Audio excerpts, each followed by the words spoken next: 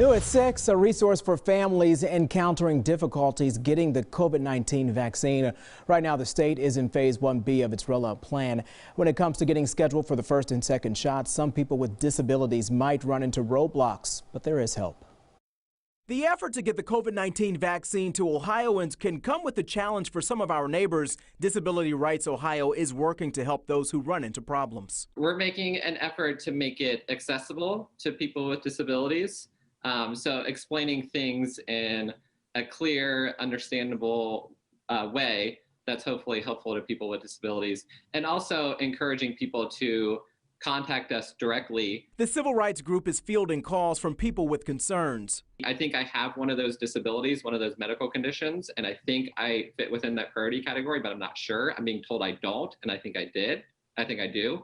So that's an area where we can advocate, where we can reach out to the county or the state and say, listen, this person should be getting the vaccine, and they're being told they're not. They don't have access to it at this point. It is also directing people to its online COVID-19 resource guide.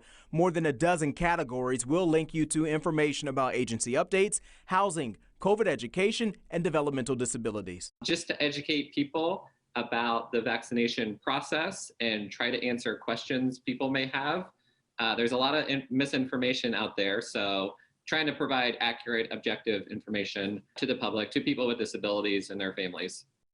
Among the disabilities included in the vaccination process, cerebral palsy, spina bifida, or maybe people with severe congenital heart disease requiring hospitalization within the past year. But of course, there are others. We will link you to that resource page. Just look for this story on NBC4i.com. And you think about so many families, they are already dealing with so many challenges and trying to sort through and find out the information. It's great that they've compiled all this information in one resource. So many other organizations out there are doing the same. It's really good, because the one thing I get so many emails about is, I have this condition, where can I get the vaccine? Yeah. I have this condition, when can I get the vaccine? And so many questions are up in the air. We need resources like that. Yeah, and then for those folks who call in and they say, well, you're not eligible, these folks can at least help and advocate for them. Yeah, or tell you when you might be. Yeah. Yeah, which is when can I mark that on my calendar? That's what we all want to know. We all want to know. I want to know too.